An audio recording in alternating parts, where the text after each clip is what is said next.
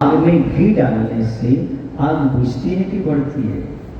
बोलो, धधकती है और बढ़ती चली जाती है। ऐसी इच्छाओं की यदि पूर्ति करोगे तो इच्छाएं बढ़ेंगी कम होंगी? सीधी सी बात है। जैसे आग में घी डालने से आग बढ़ती है, कम नहीं होती। आपको कम करना है तो घी डालना बंद करना पड़ेगा। वैसे इच्छाओं की पूर्ति करो, इच्छाएं बढ़ेंगी। यदि आपकी इच्छाओं को समाप्त करना है, इच्छा की पूर्ति करना बंद कर दो, आपकी इच्छाएं समाप्त हो जाएंगी। और इच्छाओं की पूर्ति नहीं करने का नाम ही तपस्या है। आज आप तप कल्याण को मना रहे हैं, इसलिए कुछ न कुछ अपने जीवन में तप को अंगीकार करो। कुछ ऐसी इच्छाएं हैं उनका तो आप त्याग कर सकते हो। कौन सी इच्छाएं हैं? जिसमें ना तो आपका भला है और ना दूसरे का भला है। ऐसी भी इच्छाएं व्यक्ति के अंदर उत्पन्न होती हैं जिससे ना स्वयं का भला होता है और ना दूसरे का भला होता है। न शरीर स्वस्थ रहता है और ना मन पवित्र रहता है और ना नैतिकता में अच्छी मानी जाती है। ऐसे भी कुछ व्यसन की इच्छाएं होती हैं या नशा की इच्छाएं होती हैं जो व्यक्ति के अंदर उत्पन्न होती हैं, वो उसके लिए भी घातक है और आसपास के व्यक्तियों को भी घातक होती है। दूसरी इच्छाएं ऐसी होती हैं जिसमें दूसरे का तो कोई घात नहीं होता, लेकिन स्वयं का घात होता है, स्वयं का नुकसान बहुत होता है, स्वयं बहुत हानि में पहुंच जाते हैं। जैसे आलस्य है, आलस्य से भले किसी का नुकसान ना हो पर आपका खुद का तो नुकसान होता ही है। अधिक नींद लेने में क्या होता है? आपका नुकसान होता है कि दूसरे का होता है? दूसरे का नहीं, लेकिन आपका जरूर होता है। समझ आ रहे हैं ना? हाँ, जैसे होटल में खाने की इच्छा, जैसे पिकनिक पर जाने की इच्छा, जैसे और भी जो काम वासना को बढ़ाने वाली चीज़ें हैं, ऐसी चीज़ों का उपयोग करने की इच्छा जो है, ये भी आपके लिए दुखदायी है। तीसरी इच्छा ये है, न दूसरे को कष्ट हो न अपने को कष्ट हो। वो कौन सी इच्छा है? भगवान की भक्ति करना, प्रेम वात्सल्य के साथ रहना, दूसरों की मदद करने की इच्छा होना, परोपकार की इच्छा होना, दान की इच्छा होना, स्वाध्याय की इच्छा होना, ये अच्छी इच्छा है। इसलिए इसी इच्छाओं को अपने जीवन में अंजाम दीजिएगा। गलत इच्छाओं को दूर करिएगा, अच्छी इच्छाओं को उत्पन्न करिएगा और फिर धीरे धीरे इच्छाओं का निरोध करिएगा। पहली इच्छा को निर्मल बनाने का प्रयास करो। जैसे आपकी दो इच्छाएं हो रही हैं, आज मैं नाश्ता करने जाऊं कि अभिषेक देखने जाऊं? दोनों समय एक से हैं। होटल पर जाने का समय भी नाश्ता का वही है और भगवान का अभिषेक पूजन का समय वही है। तो कौन सी इच्छा रोक देना चाहिए उस समय? नाश्ता करने की इच्छा रोक दो। पर कौन सी इच्छा अपना लो? भगवान का अभिषेक पूजन करने की। ये तो है, उस वाली इच्छा का विरोध किया, अच्छी वाली इच्छा को अपना लिया। ये परिमार्जन हो गया। इच्छा का विरोध तो नहीं हुआ, लेकिन गलत इच्छाओं से बचने का प्रयास तो आपने कर लिया। ये बहुत बड़ी चीज है। यदि आप इतना भी कर लेते हो तो आपके मन में आया कि चलो भाई आज एक काम करते हैं, अपन स्वाध्याय करते हैं। दूसरा मन हुआ चलो नींद ले लेते हैं, थोड़ा 1 घंटा रेस्ट कर लेते हैं। कौन सी इच्छा अच्छी है? स्वाध्याय करने की कि नींद लेने की? हाँ, बस यही करना है आपको। धीरे धीरे आप जब गलत इच्छाओं से बचेंगे, आप अच्छी इच्छाओं को अपनाएंगे, एक दिन ऐसा होगा कि आप दोनों इच्छाओं से ऊपर उठ करके तपस्या करने लगेंगे। इच्छा निरोधा तपः। पाप से बचने की इच्छाएं जो पाप कराती हैं, ऐसी इच्छाओं से बचने का प्रयास करो। हमारे लिए जो गर्त में ले जाती हैं, दुर्गति का पात्र बनाती हैं, ऐसी इच्छाओं से क्या करो? बचने का प्रयास करो। आपका जीवन बहुत अच्छा, निर्मल और पवित्र बनेगा। अच्छा ये बताओ, आपकी कितनी इच्छाओं की पूर्ति होती है और कितनी उत्पन्न होती है दिन में? एक दिन में कितनी इच्छाएं होती हैं? जैसे महीने में 30 रात्रियां होती हैं, ठीक है? 30 रात्रियां, लेकिन पूर्णिमा कितनी होती है? 1 होती है। वैसे आपके जीवन में रोज 1000 इच्छा उत्पन्न होती हैं, एक आधी कोई इच्छा पूर्ण हो पाती है। सारी इच्छाएं पूर्ण नहीं होती हैं।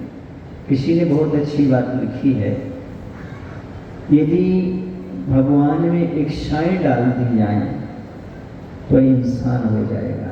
भगवान में इच्छाएं डाल दी जाएं तो इंसान हो जाएगा, और इंसान से यदि इच्छाएं घटा दी जाएं तो भगवान हो जाएगा। मैंने समझे, इच्छाएं जहाँ पर हैं वहाँ पर हल्कापन आ जाता है, छोटापन आ जाता है, और जहाँ पर इच्छाएं कम होती चली जाती हैं वहाँ पर बड़प्पन अपने आप आता चला जाता है। इच्छाएं ही तो आदमी को विदेश ले जाते हैं, इच्छाएं ही तो व्यक्ति को ब्यूटी पार्लर ले जाते हैं, इच्छाएं ही तो दूसरे की धन हड़प करने की इच्छा करती हैं, या इच्छाएं ही है जो दूसरे को मारने की भावना पैदा करती है। इच्छाएं ही है, पता नहीं आदमी के अंदर कौन कौन सी इच्छा होती है। कभी कभी तो आदमी के अंदर इच्छा होती है सारी सृष्टि का धन मेरे पास आ जाए, दुनिया में जो भी अच्छी अच्छी चीज़ है वो मेरे पास आ जाए। आने वाली नहीं है, मात्र इच्छा करता रहता है। ये सब चीज़ें हमारे पास प्राप्त हो जाना चाहिए। लेकिन मैं कहता हूँ इच्छाओं को कम करने का प्रयास करिएगा, आपका जीवन बहुत अच्छा बनेगा। एक छोटा सा उदाहरण मैं आपके सामने रख रहा हूँ। गांधी जी का उदाहरण है। उनका साबरमती आश्रम था, रोज भोजन किया करते थे वहाँ पर। तो वहाँ पर जो भोजन खिलाने वाले रहते थे वो उनको रोज 15 मुनक्का फुलाने डाल देते थे, और उन्हें 15 मुनक्का देते थे भोजन में। भोजन तो लेते थे, उसके साथ साथ 15 मुनक्का लेते थे, अकेला 15 मुनक्का नहीं लेते थे। हाँ, तो एक बार क्या हुआ, जिन्होंने वो व्यवस्था की थी उन्होंने आज 20 मुनक्का फुला दिए, 5 बढ़ा दिए। गांधी जी भोजन करने बैठे, उन्होंने देखा ये तो 15 मुनक्का से ज़्यादा है। उन्होंने देखा तो वो 20 थे। उन्होंने क्या किया, उन्होंने 10 निकाल दिए, 10 रख दिए खाने के लिए, 10 छोड़ दिए। उन्होंने पूछा, अरे आपने ये क्या किया? बोले मैं रोज 15 लेता था, आज 20 आ गए। तो उन्होंने कहा जैसे 15 वैसे 20। तो इन्हें भी कह दिया जैसे 15 वैसे 10, 10 में ही काम चल जाएगा बस। मायने समझे, चाहे थे तो इच्छा को बढ़ा सकते थे, 15 से 20 भी ग्रहण किया जा सकता था, और 15 से 10 भी ग्रहण किया जाता है। अभी बताओ, आपकी थाली में रोज से अधिक मात्रा में कोई पसंद की चीज आ जाए, आप लोगे या कम करोगे? इसी पर तो ज्ञात होता है कि हमारी इच्छाएं कैसी हैं। इच्छाओं को बढ़ा भी सकते और कम भी कर सकते। छोटी छोटी बातों में भी हम बहुत कुछ कर सकते हैं। घर परिवार में जो बिखराव आता है वो शीतकरण आता है, इच्छा पूर्ति नहीं हो पाती। जो व्यक्ति घर में इच्छा रखता है उसकी पूर्ति नहीं हो पाती, तो क्या हो जाते हैं, लड़ाई झगड़े हो जाते हैं। मेरी इच्छा पूर्ति नहीं हुई, मैं ये चाहता हूँ, मैं वो चाहता हूँ, लेकिन ये हमारी बात को कोई सुनने वाला नहीं है। इसी के कारण क्या होता है, कलह भी पैदा होती है। इसलिए अपने जीवन में किस पर कंट्रोल करो भाई, इच्छाओं पर कंट्रोल करो। एक सज्जन थे, वह चाहते थे मैं सुखी हो जाऊं, ऐसी उनकी भावना थी। मालूम पड़ा उन्हें कि पास में कोई संत हैं, चलो अपन चलते उन संत से अपन सुखी होने का उपाय मांगते हैं। उस संत ग्रस्त थे, उनकी झोपड़ी थी, उनकी झोपड़ी के बाजू में एक कुआं था। उन्होंने संत से कहा कि संत मैं सुखी होना चाहता हूँ, मुझे कोई उपाय बताइएगा। अच्छा सुखी होना चाहते? बोले हाँ। एक काम करो, पहले तुम वो बाल्टी है ना, वो रस्सी है, इस कुएं से पानी खींच करके लाओ, उस बाल्टी को भर दो। उस व्यक्ति ने कहा ठीक है। उसके मन में तो विचार आया कि सुख के लिए बाल्टी की जरूरत क्या है। हो सकता है उसने सोचा ये हमसे कुछ काम करवा रहे हों, काम कराने के बाद उपाय बता देंगे। उसने पानी भरा, उस बाल्टी में पानी डाला, उसने 10-12 गगरी पानी उस बाल्टी में डाला, लेकिन वह बाल्टी ज्यों की त्यों, उसमें बिल्कुल भी पानी नहीं। वह खाली हाथ लौट करके आया। उसने संत से कहा, संत वो बाल्टी भरती नहीं। बोले क्यों नहीं भरती? बोले मैंने उठाकर देखा, उसमें नीचे तला ही नहीं था, पैदी ही नहीं है, तो पानी कैसे भरेगा? संत ने कहा, बस बेटे, यदि तुम सूखा पानी चाहते हो तो तला लगाने का प्रयास करो, अर्थात तुम्हारी इच्छाएं बहुत हैं, इच्छाओं पर कंट्रोल करो, अपने आप सुखी हो जाओ। जैसे बिने तले की बाल्टी कभी भरी नहीं जा सकती, ऐसी तुम्हारी इच्छाएं कभी पूर्ण की नहीं जा सकती। आप हमेशा दुखी रहेंगे। जो व्यक्ति संतोष रखता है, प्राप्त को पर्याप्त मान करके चलता है, आकुल व्याकुल नहीं होता, अनंत इच्छाओं की उलझन में नहीं जाता, वही व्यक्ति हमेशा कैसा होता है? बोलो ना भाई, सुखी होता है। एक जगह एक बात चली कि भाई कोयले को सफेद करना है। अब बोलो भाई, कोयला सफेद हो सकता है क्या?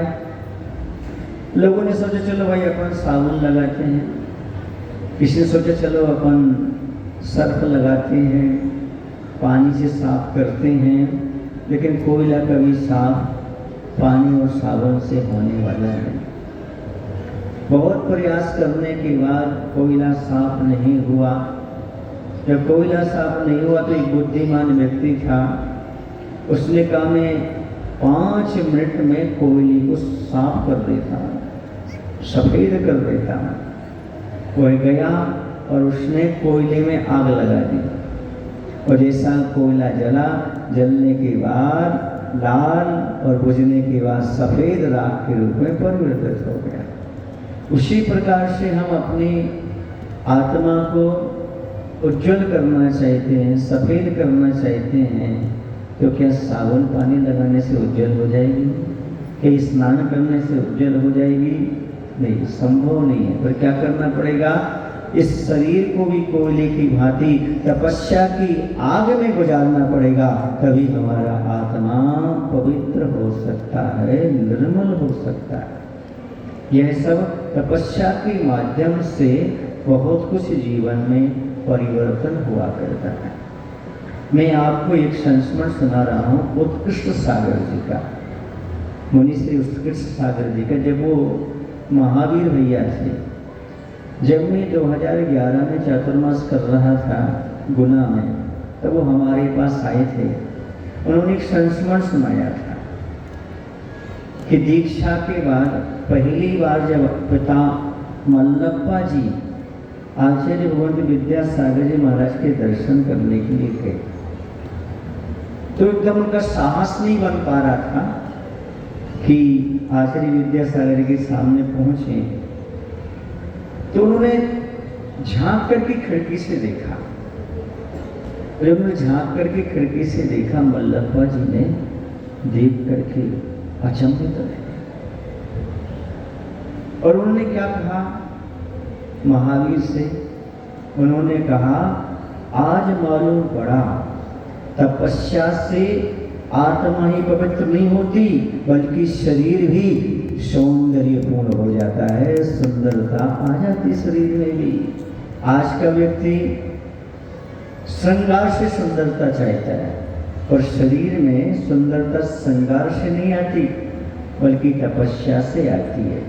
जितना चेहरा आपका नहीं चमकता, उतना चेहरा मुनि राजा का चमकता है, उतना उनका ललाट प्रशस्त दिखाई देता है। आप लोग कहते थे जी देखो विद्यासागर सूरज से चमकते हैं। क्यों चमकते हैं? क्योंकि वो तपस्या की अपने आप में अलग ही चमक होती है। तपस्या का तेज अपने आप में अलग ही होता है, क्योंकि जब तपस्या होती है, जिसे सोना होता है, यदि अग्नि में डाला जाए तो निखर के आता कि नहीं आता है, और चमक आ जाती है।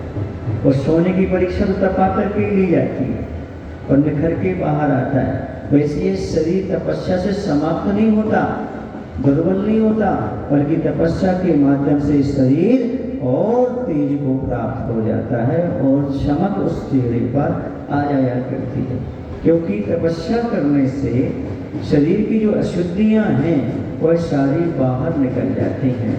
आजकल तो वैज्ञानिकों ने भी कह रखा है कि आपको उपवास करना चाहिए, ब्रेक होना चाहिए, तो थोड़ा सा खाना चाहिए और शयन करने से 6 घंटे पहले भोजन कर लेना चाहिए। रात में यदि कुछ नहीं खाते हो और आप इच्छा का अनुरोध करते हो तो अच्छी तरह से आप स्वस्थ रह सकते हो, अपने शरीर को भी स्वस्थ रख सकते हो और अच्छी तरह से धर्म का पालन भी कर सकते हो। धर्म का पालन भी होगा, तपस्या भी होगी।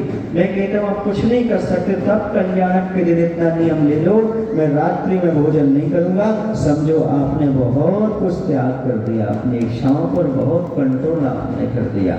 यदि कोई व्यक्ति 1 महीने के लिए रात्रि भोजन का त्याग करता है तो उसे 15 दिन के उपवास का फल मिलता है। यदि मात्र उसने 1 महीने रात्रि भोजन का त्याग कर दिया तो समझो 15 दिन के उपवास का फल मिलता है, क्योंकि उसने सुबह शाम खाया, रात्रि में उसने बिल्कुल भी भोजन नहीं किया। ऐसी तपस्या तो आप घर बैठे कर सकते हो। अष्टमी चतुर्दशी को बाहर की वस्तुओं आदि का त्याग कर सकते हो।